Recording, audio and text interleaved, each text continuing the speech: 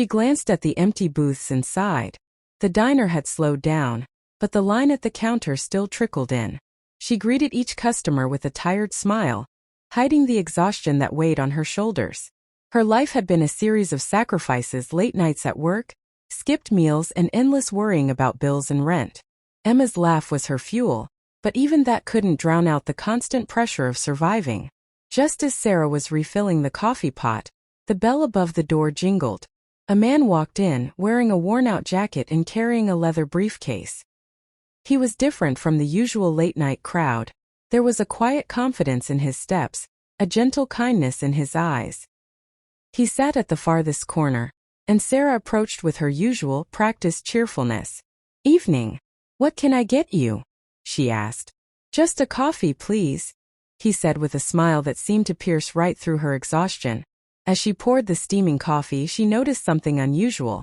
He didn't rush her, didn't glance at his watch, didn't tap impatiently on the counter. Instead, he simply watched, as if noticing the little cracks in her worn-out spirit. "Long night?"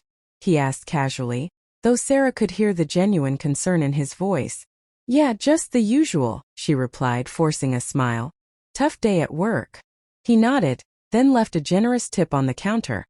A tip that made Sarah's heart skip a beat. It was more than a gesture. It was a lifeline. A reminder that someone out there saw her struggle and cared. The night dragged on, and Sarah served her last customer at 2 a.m.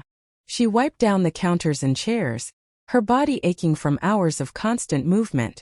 As she prepared to leave, the man from earlier appeared at the counter again. "I know this might sound strange," he said, "but I couldn't help noticing how hard you work. I run a small business nearby, and I'm looking for someone just like you." Sarah froze, unsure if she'd heard him correctly. "I need someone reliable, hardworking. Someone with a big heart. If you're interested, I'd like to talk to you about a job tomorrow." Tears welled up in Sarah's eyes. She hadn't expected kindness, let alone an opportunity that could change everything. She nodded, words caught in her throat, and managed a whispered, "Thank you." The next day, she met him at his office, and the conversation felt surreal. The job wasn't glamorous, but it offered